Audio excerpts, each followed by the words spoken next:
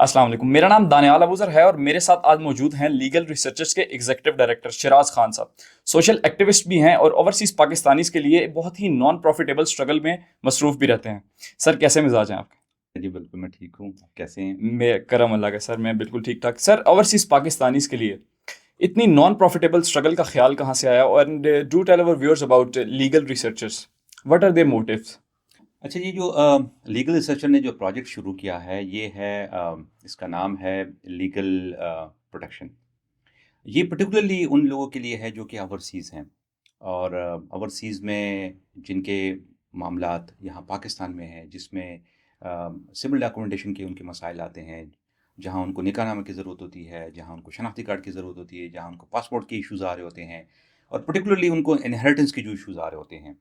Sir, इन्हीं factors को ख़त्म करने के लिए अब एक मुआहदा तय पाया है पिन 92 के दरमियान और लीगल रिसर्चर्स के दरमियान। तो सर, कैसे ये ओवरसीज़ की इन्वेस्टमेंट को सिक्योर करेगा? प्रॉपर्टी के हवाले से हमने पिन 92 के साथ लीगल सर्चर ने मिलकर जो इस वक्त इस प्रोजेक्ट को हम लॉन्च कर रहे हैं, उसका मकसद ये है कि ओवरसीज जब अपनी इन्वेस्टमेंट करेगा तो वो पूरी तरह प्रोटेक्ट प्रोटेक्ट होगी। और वो कैसे होगी? जो भी वो उसकी इन्वेस्टमेंट होगी, चाहे वो घर की शक्ल में है, वो कमर्शियल प्रॉपर्टी की शक्ल में है, प्लॉट की शक्ल में है, या किसी के साथ इन्वेस्टमेंट की शक्ल में है, तो एक तो ये है कि हम उसकी पूरी जाँच पड़ताल करेंगे कि क्या वो प्रॉपर्टी जो है वो किसी के इनहेरिटेंस में तो नहीं आती, किसी का दावा उस प्रॉपर्टी पे तो नहीं है, या अगर वो किसी सोसाइटी से ली जा रही है, क्या वो सोसाइटी रिकॉग्नाइज़ है, उसको एनओसी मिली भी है। तो इसको प्रोटेक्ट करना है, उसकी प्रॉपर्टी को प्रोटेक्ट करना है। और उसके बाद जो एग्रीमेंट हो रहा है किसी भी सोसाइटी के साथ, किसी भी इंडिविजुअल के साथ, उसके डॉक्यूमेंट्स क्या कानूनी तौर पे प्रोटेक्टेड हैं। और उसके बाद अगर कोई उसके साथ कोई इंस्टॉलमेंट्स की कोई शराइत हैं, तो वो इंस्टॉलमेंट्स क्या पूरी तरह उनको दी जा रही हैं। और अगर कोई कुरानंदाज़ी होती है उस प्लॉट्स की या उस कमर्शियल प्लॉट्स की, तो क्या वो कुरानंदाज़ी में इस ओवरसीज़ की इन्वेस्टमेंट को मद्देनज़र रखते हुए इसको एंटरटेन किया गया है। तो बेसिकली ये ओवरसीज़ की जो इन्वेस्टमेंट है, उसको प्रोटेक्ट किया जाएगा, जो कि थ्रू पिन 92 और लीगल रिसर्चर उसको असिस्ट करेंगे। बिल्कुल।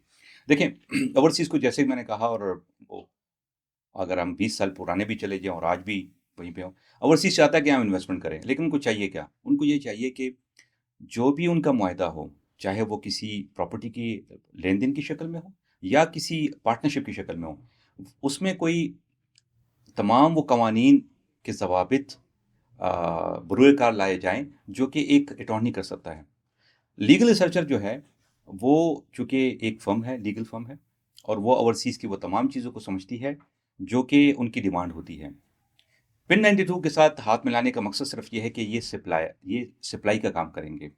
ये वो तमाम चीज़ें, वो सोसाइटियाँ या वो जो ये मार्केट कर रहे होते हैं, उन सोसाइटियों को ये मार्केट करेंगे या सामने लाएँगे ओवरसीज़ के लिए, जो रिकॉग्नाइज़ होंगे, जो कहीं पे एनओसी उनको मिली हुई होगी, जो रजिस्टर्ड इदारे होंगे। तो ये एक एतमाद का नाम है। यानी कि legal researchers as a bridge role play करेगा इसमें ट्रांसपेरेंसी लाने के लिए।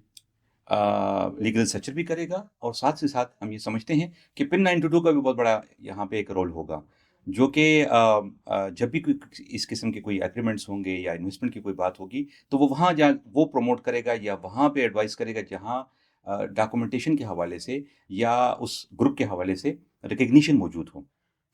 सर, ओवरसीज़ पाकिस्तानीज़ की हम बात करें और वो हमारा असासा हैं और वो अपनी इन्वेस्टमेंट्स के साथ हम पर बहुत ट्रस्ट करते हैं और ओवरसीज़ पाकिस्तानीज़ बड़ी तादाद में हैं और अब वो बहुत इंटरेस्ट भी लेते हैं, मुल्क की पॉलिटिकल सिचुएशन पे भी बहुत यानी कि इंटरेस्ट लेते हैं। तो सर, हम उनको वो मुल्क की इकॉनमी पर कैसे कंट्रीब्यूट करते हैं आजकल? देखें, पहले आपकी बात कि ओवरसीज़ हमारा असासा। देखें, जब से आप नारा सुनते हैं ना, और जब से मैंने होश सँभाला है और ओवरसीज़ के साथ राब्ता रहा है, तो जब भी मैंने देखा, वो उन्होंने हमेशा वहाँ बात की कि मेरा वतन, मेरा वतन। और मेरे वतन से अब वो नारा जो है वो हमारा वतन की तरफ आ गया। बिल्कुल। इसका मतलब ये है कि उनकी जो रहते तो वहाँ हैं, लेकिन उनकी फीलिंग्स, उनके जज़्बात हमेशा यहाँ इस मुल्क के साथ होते हैं। इकोनॉमी में हमेशा उन्होंने कंट्रीब्यूट किया, और उसकी मैं आपको मिसाल देता हूँ कि जब वो घर बनाता है, तो वो कोशिश कर रहा होता है कि अमेरिका में और इंग्लैंड में रहते हुए भी वहाँ घर नहीं बनाता, वहाँ वो लीज़ करता है। बिल्कुल। लेकिन वो घर यहाँ अपनी पूरी इन्वेस्टमेंट वो यहाँ पे अपने नेटिव जो विलेज होते हैं, वहाँ लेता है। और अगर आप देखें, अ, हम पर्टिकुलरली जी, अगर एक आज से कुछ 5-6 साल पहले में चले जाएँ, तो यहाँ पे रियल एस्टेट की एक इंडस्ट्री बना दी गई थी, जिसमें सबसे ज़्यादा जो इन्वेस्टमेंट थी, वो ओवरसीज़ की थी।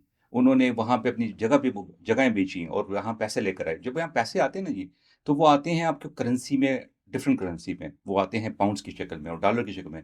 इस मुल्क को सबसे ज़्यादा ज़रूरत जो है, वो ये है कि आपके पास बाहर से पैसा आए बिल्कुल। और वो डॉलर की शक्ल में है, वो पाउंड्स की शक्ल में है। ओवरसीज़ वो लोग हैं, वो ऐसा ग्रुप है कि जो आपके पास आपकी इकॉनमी को बूस्ट अप करते हैं और हमेशा उन्होंने किया है। इसलिए हम इसको बैकबोन बोलते हैं और हमेशा इनको इज़्ज़त की निगाह से देखते हैं। सर पिछले मेरा ख्याल 5 से 7 साल ले लें, जैसे कि आपने बात की ओवरसीज़ ओवरसीज़ का हम एक बड़ा नारा सुन रहे हैं और वो वाक़ई बहुत मकबूल भी होता जा रहा है। इसकी क्या वजह है आपकी नज़र में? अच्छा, मैं ये क्रेडिट दूँगा इससे पहले जो गवर्नमेंट थी उसको इसलिए दूँगा क्योंकि उसमें जो बेशतर जो हमारे पॉलिसी मेकर थे, वो ओवरसीज़ थे। क्योंकि उनको खुद फ़ील होता था कि ओवरसीज़ के साथ प्रॉब्लम क्या होती है। देखिए, ओवरसीज़ को क्या चाहिए इस मुल्क से? ओवरसीज़ को यहाँ पे ये नहीं चाहिए कि वो यहाँ पे आए और उनको कोई प्रोटोकॉल्स दें और ये। उनको चाहिए इज़्ज़त, कि वो जब एयरपोर्ट पे आए, तो उसको इज़्ज़त की निगाह से देखा जाए। बिल्कुल वो सर। मेहमान बन के आता है 5 दिन, 10 दिन, ज़्यादा से ज़्यादा 2 हफ्ते के लिए। उसको बेसिकली हमसे तहफ़्फ़ुज़ चाहिए वो अपनी। तहफ़्फ़ुज़ चाहिए, वो चाहता है कि मुझे उस तरह ट्रीट किया जाए, जिस तरह आम पाकिस्तानी यहाँ पे रहने वालों को ट्रीट करते हैं। अगर वो यहाँ पे कोई इन्वेस्टमेंट करता है और वो अपने कोई घर लेता है या कोई बिल्डिंग लेता है या किराए पे देता है, तो उनको अब्यूज़ ना किया जाए। मेरा मुल्क का मसला ये है कि हमेशा जब हमें पता चलता है कि ये ओवरसीज़ की बिल्डिंग है, तो हम फ़ौरन कब्ज़ा करने लगते हैं। इस किस्म की चीज़ें पिछली गवर्नमेंट में उन्होंने कोशिश की कि उनके लिए मुख्तलिफ़ कवानीन बनाए। और उन्होंने स्पेशल डेस्क इसके लिए लगाए हैं। एयरपोर्ट पे डेस्क लगे हैं, जिसको वन विंडो ऑपरेशन का नाम दिया गया। अगर आप देखें, आपकी जो सिविल डॉक्यूमेंटेशन है, वो ऑनलाइन हो गई हैं। अब आप देखें, आपका नादरा का जो सीएनएसी कार्ड है, बिल्कुल सर। या आपका पीओआर कार्ड जो है, या आपका पीओसी जो है, वो ऑनलाइन हो गया है। इवेंचुअली अब आप पासपोर्ट जो है, जो कि ज़रूरत है आपकी ट्रैवलिंग की, वो भी ऑनलाइन हो गया है। इसी तरह बहुत से ऐसे जायदाद के पेपर्स हैं, जो कि आपको ऑनलाइन आपको एक्सेस मिल जाता है और वो चीज़ें हो रही हैं। तो पिछली गवर्नमेंट में ओवरसीज़ का ट्रस्ट इसलिए बढ़ा कि उन्होंने उनको वो चीज़ें करके दी, जो कि जुड़ी हुई हैं सिविल डॉक्यूमेंटेशन के साथ। इसलिए उनका ट्रस्ट भी बढ़ा और उसी टेनेवर में सबसे ज़्यादा फंडिंग यहाँ पे आ गई। Sir last but not least, आपके क्या व्यूज़ हैं पिन 92 के बारे में? ये पाकिस्तान में कैसा काम कर रहा है? अच्छा, मेरा इत्तेफ़ाक इनके साथ हुआ था। इनके जो ओनर हैं, जो इसके सीईओ हैं, उनके साथ जब मैं यूएन में था, तो उस वक़्त भी इत्तेफ़ाक हुआ था और बड़ा एक यानी अच्छा। कि एक पुराना ताल्लुक है। हाँ, आज से 20 बल्कि 23 साल पहले। उस वक़्त भी मैंने उनकी जो पैशन था, वो उस वक़्त भी देखा था कि उनका पैशन जो था, वो एक लोगों को एम्पावर करना चाहता था उस वक़्त भी। और आज जब मैं भी 23 साल बाद उनसे मिला, और इत्तेफ़ाक ये हुआ कि आज से 2 माह पहले हमने एक ओवरसीज़ की यहाँ पे कन्वेंशन के लिए जी। इनके साथ कोलैबोरेशन की। मुझे वही अतीफ़ शाह मिला और आज उसने एक बहुत बड़ी टीम बना ली है, जो पिन 92 की शक्ल में। यहाँ जो भी इंडिविजुअल है पिन 92 में, वो अपने पैशन के साथ काम करता है। जब आप पैशन के साथ काम कर रहे होते हैं, तो वो चीज़ें कर रहे होते हैं जो रियलिटी होती हैं। इस वजह से लीगल रिसर्चर अब इनके साथ मिलकर ओवरसीज़ के लिए काम करना चाहते हैं। सर बहुत शुक्रिया आपके टाइम देने का, और हम उम्मीद करते हैं कि ये एग्रीमेंट बियॉन्ड लिमिट्स जाए और इंशाल्लाह ओवरसीज़ पाकिस्तानियों के इन्वेस्टमेंट को और तहफ़्फ़ुज़ हकूक़ को, दोनों को तहफ़्फ़ुज़ दे। बहुत शुक्रिया इंशाल्लाह, सर। इंशाल्लाह। Thank you so much.